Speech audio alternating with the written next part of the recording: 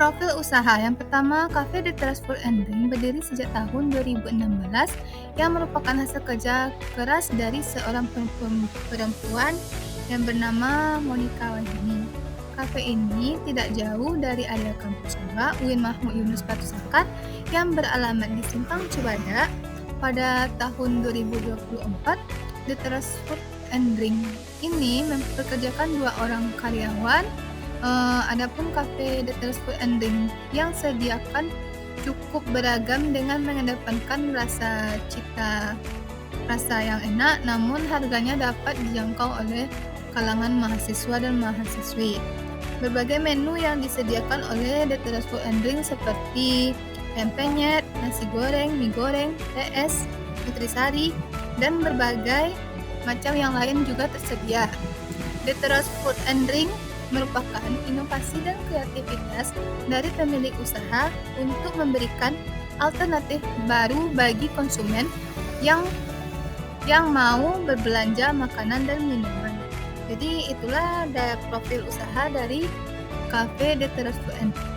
Visi misi dari The Terrace Food and Drink yang pertama yaitu pada visi yaitu menjadikan kafe terdepan dalam menyediakan makanan dan minuman yang berkualitas tinggi dengan suasana yang nyaman dan ramah, menjadi tempat favorit bagi para pelanggan untuk bersantai, berkumpul, dan menikmati momen bersama.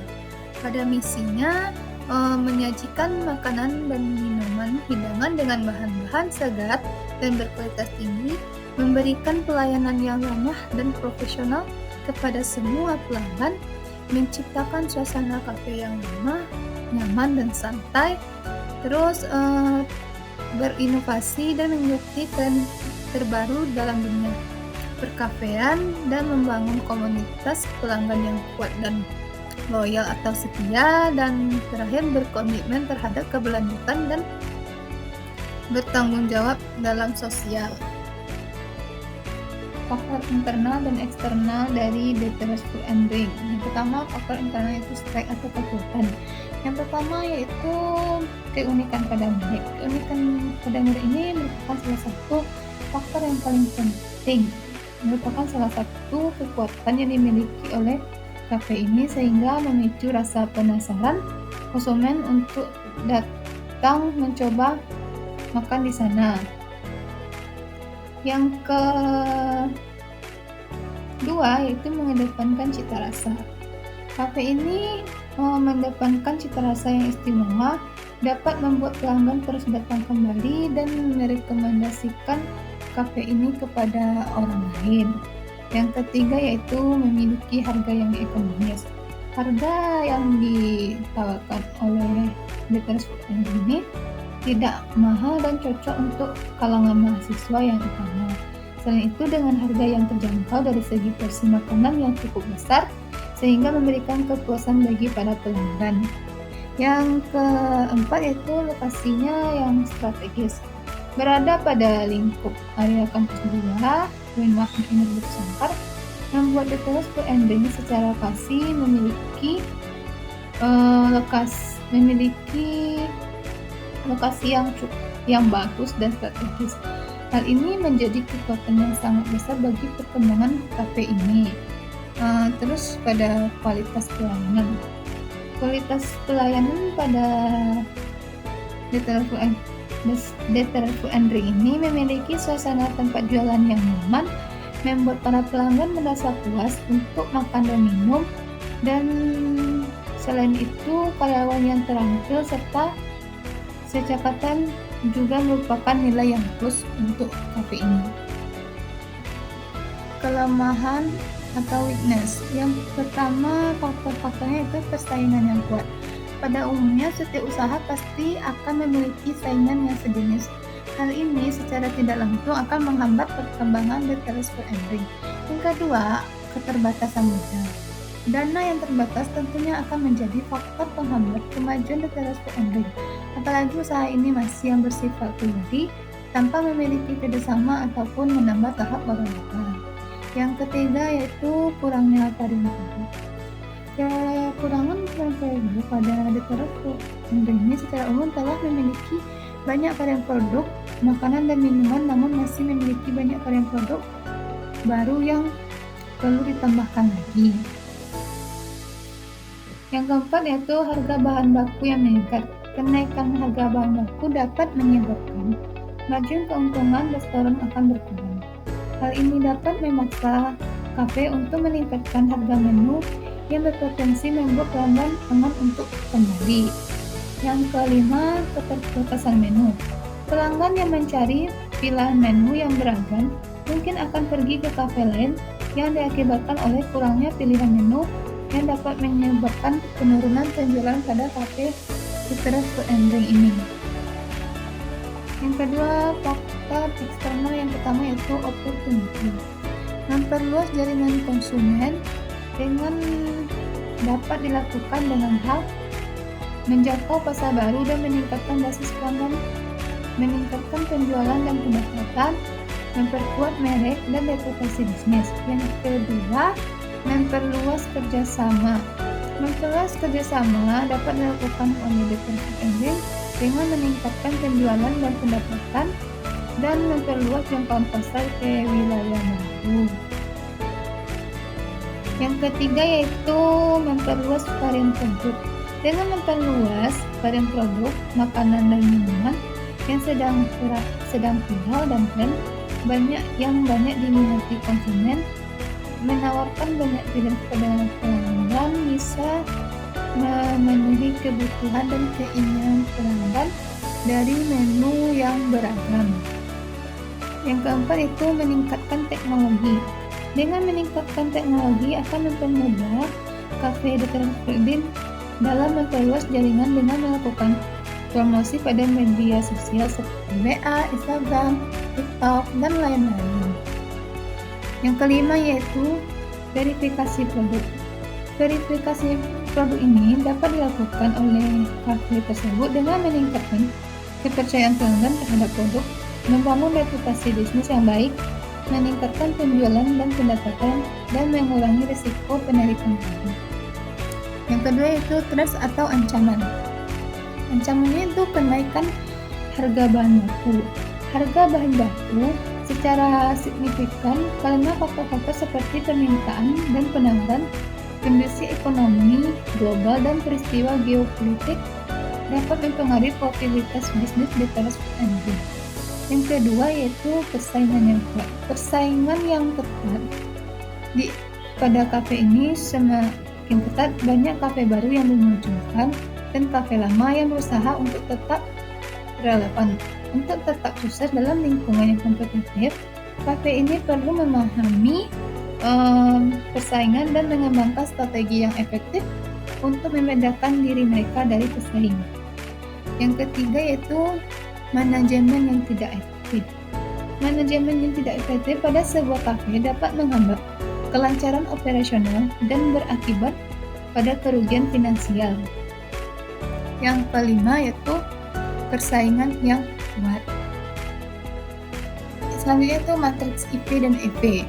Pada IP yaitu terdapat strike dan weakness. Jadi pada strike ini memiliki keunikan merek yang memiliki bobot 0,1 dan skor 3. Yang total skornya itu 0,3 menandakan bahwa keunikan merek ini merupakan salah satu kekuatan utama pada sebuah kafe tersebut. Begitu juga untuk selanjutnya. Alasan saya mengasih skor 3 karena saya merasa cukup puas dengan kafe tersebut. Total skor pada matriks IP ini yaitu 1,9. Hal ini menunjukkan bahwa perusahaan memiliki kekuatan internal yang cukup kuat. Yang kedua yaitu matriks EP. Pada matriks EP ini ada opportunity dan threats. Pada opportunity yaitu memperluas jaringan konsumen yang memiliki bobot 0,03 dan dengan skor 4 sehingga menghasilkan total skor 0,2 yang menunjukkan bahwa perluasan jaringan konsumen ini salah satu peluang utama sebuah kafe tersebut. Dan begitu juga untuk seterusnya. Total skor pada matriks EP ini adalah 1,62. Hal ini menunjukkan bahwa kafe tersebut memiliki peluang eksternal yang cukup besar. Jadi kesimpulannya, berdasarkan analisis matriks IV dan EV, dapat kita simpulkan bahwa kafe ini memiliki kekuatan internal dan peluang eksternal yang cukup kuat. Hal ini menunjukkan bahwa kafe memiliki potensi untuk berkembang di masa depan. Dan saya juga merekomendasikan pada analisis ini yaitu berkuatkan keunikan merek dan cita rasa. Hal ini dapat dilakukan dengan melakukan produk dan layanan serta meningkatkan kualitas marketing dan branding. Yang kedua yaitu dengan perluasan jaringan konsumen dan kerjasama dengan cara membuka cabang baru, menjalin kerjasama dengan distributor atau agen, dan melakukan promosi yang lebih lancar.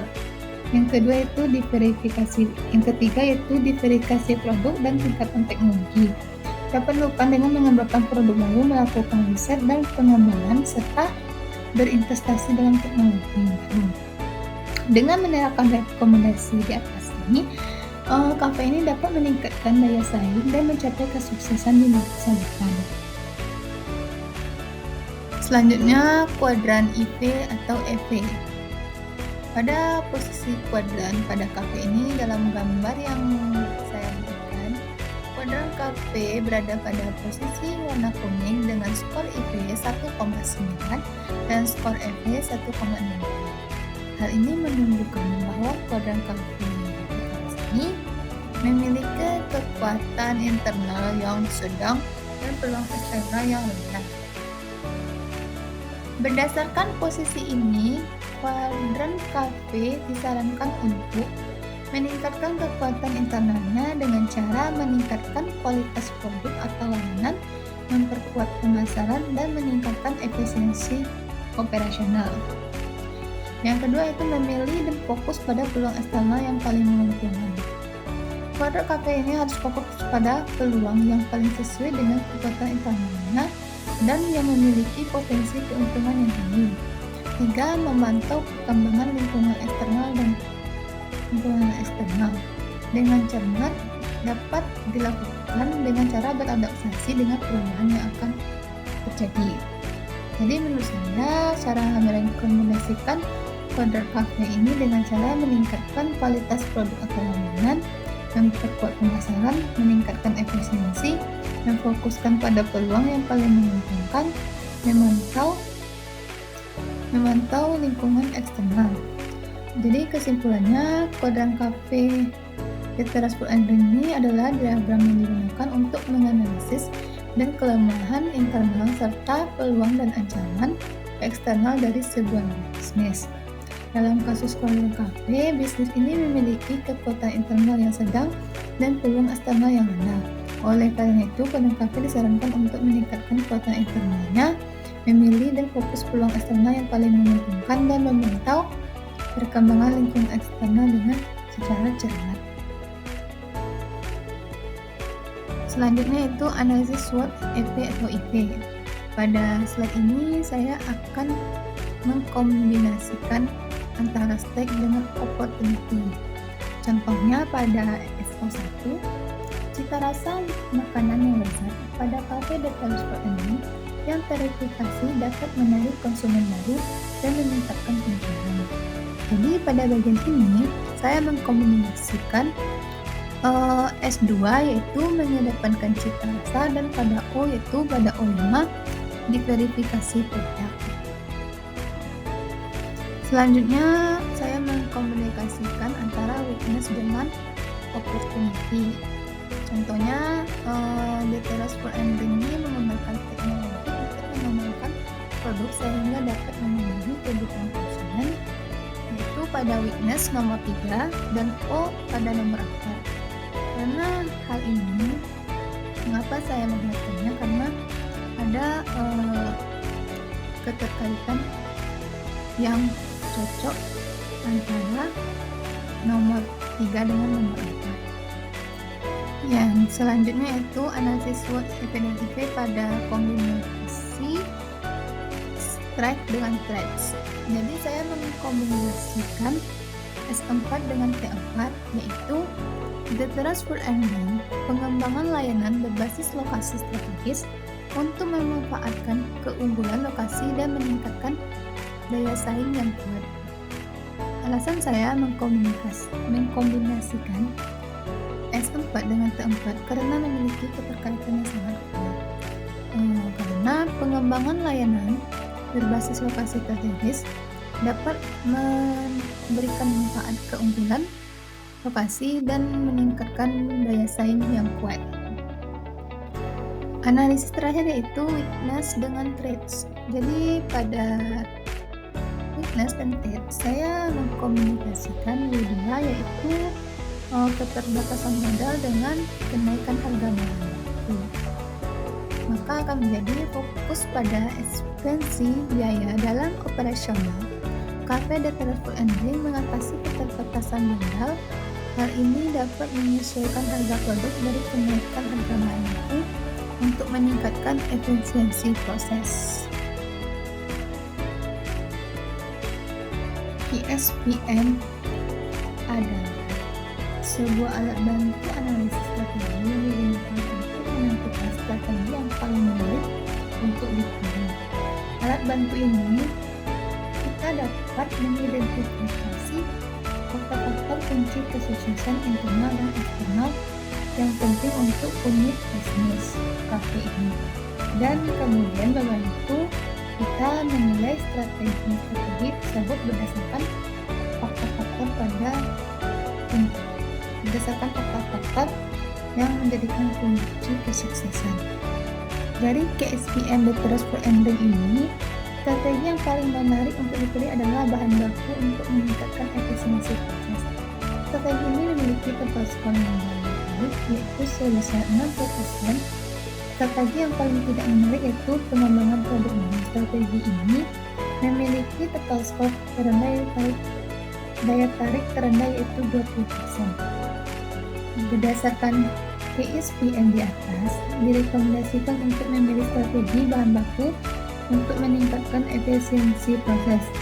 Strategi ini memiliki beberapa keunggulan, yaitu dapat meningkatkan efisiensi proses sehingga dapat menghemat waktu dan biaya. Yang kedua, dapat meningkatkan kualitas produk sehingga dapat meningkatkan kebersamaan, dapat meningkatkan daya saing kafe sehingga dapat meningkatkan keuntungan.